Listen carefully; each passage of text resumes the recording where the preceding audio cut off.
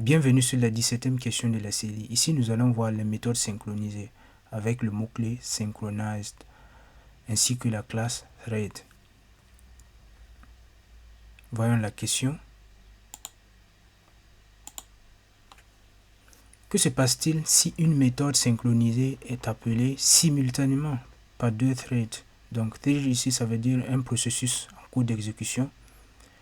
Donc, si une méthode synchronisée est appelée simultanément par deux threads, par deux processus, sur des instances d'objets différents.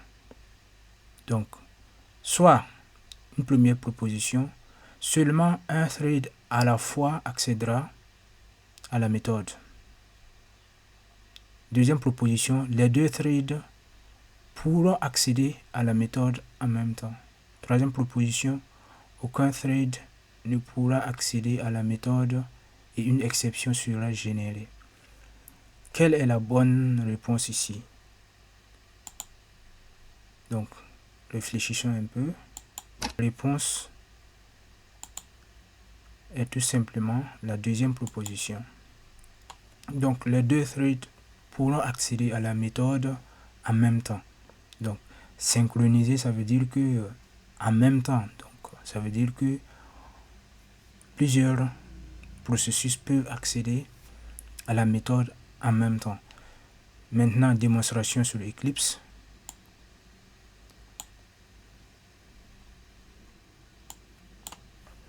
Nous allons créer un package.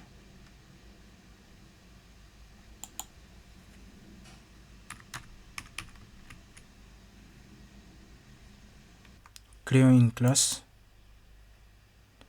Donc, nous allons créer ici, tout d'abord, une classe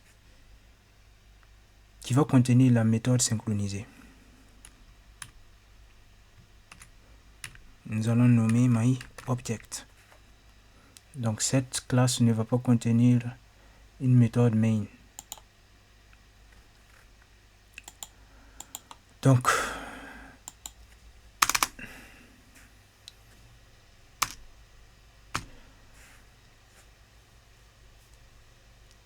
ici, nous allons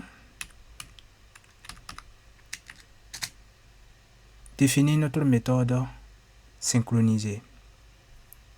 Public, accessible, en dehors de la classe. Synchronisé, bien sûr. Donc, avec le mot-clé synchronized.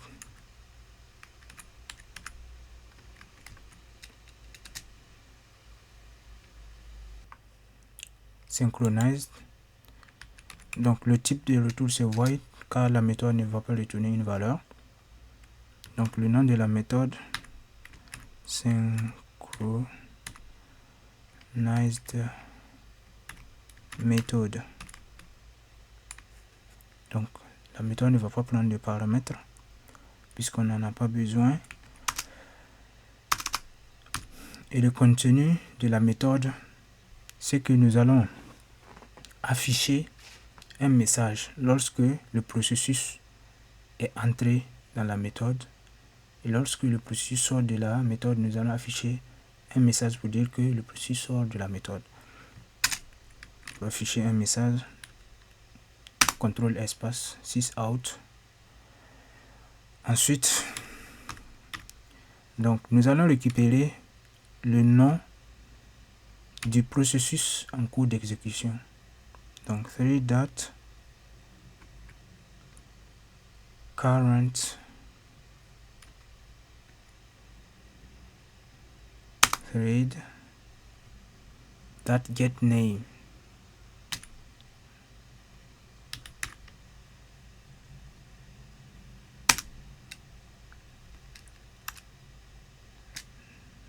Donc, nous allons ajouter un message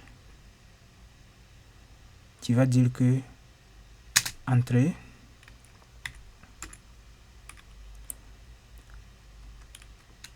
donc dans la méthode.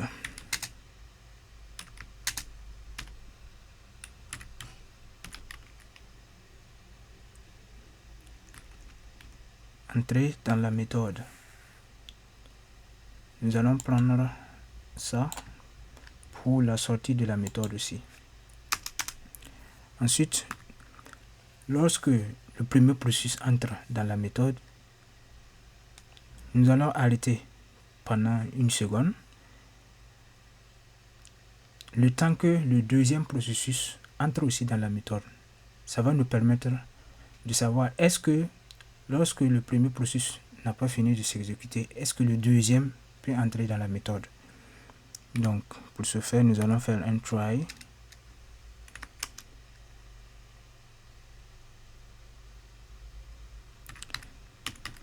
Donc sleep, ça permet d'arrêter un processus et nous allons passer en paramètre 1000 millisecondes qui est 1 seconde. Et s'il y a un try et un catch qui va permettre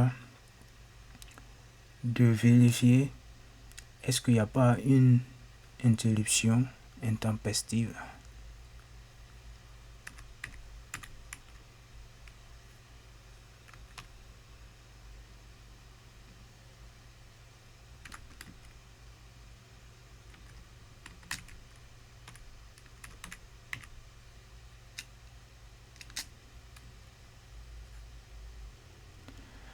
Interrupted exception. Et là, si c'est le cas, nous allons afficher un message.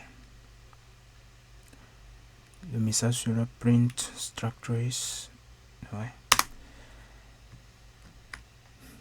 Et après, nous pourrons coller et nous allons dire sortie. Donc cette fois-ci, c'est sortie.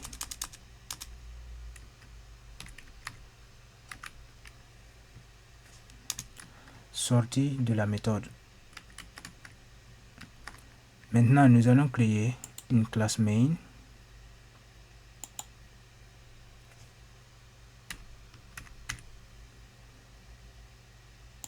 avec une méthode main bien sûr. Et c'est dans la méthode main que nous allons créer deux objets. Donc deux objets de la classe myObject. Donc je vais juste copier le nom de la classe obj comme première variable égale new myObject. Donc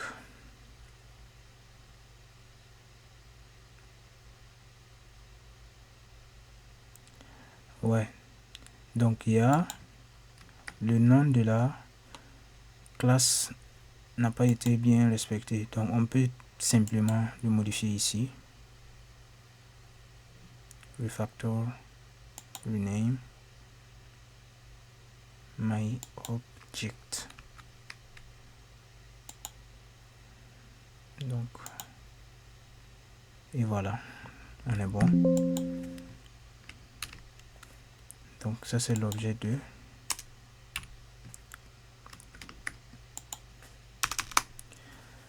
Maintenant nous allons créer deux processus, deux threads.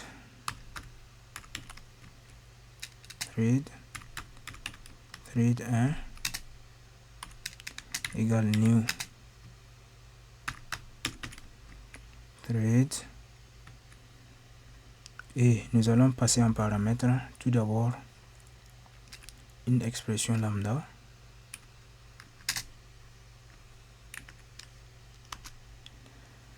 Donc cette expression lambda va tout simplement prendre le premier objet, objet 1,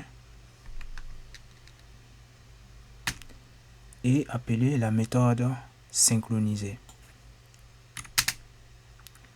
Donc le nom, donc nous allons donner un nom à ce thread. Donc ce thread 1, donc nous allons passer comme nom thread 1.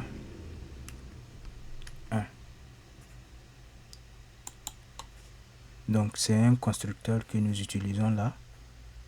Donc ici nous avons un constructeur qui prend en paramètre une expression lambda et une chaîne de caractères qui est le nom du thread. Nous allons faire pareil. Donc pareil pour thread 2. Ensuite, nous allons les exécuter.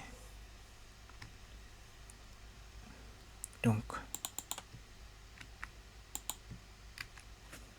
la méthode pour lancer un thread, c'est start. Pareil pour thread 2.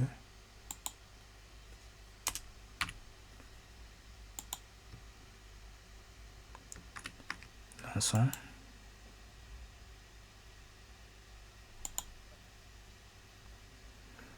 Donc, nous pouvons voir ici que thread 1 est entré dans la méthode. Et sans avoir terminé, donc ici, thread 1 se termine. Mais sans avoir terminé, donc thread 2 entre aussi dans la méthode. Donc, et ensuite, thread 2 aussi se termine.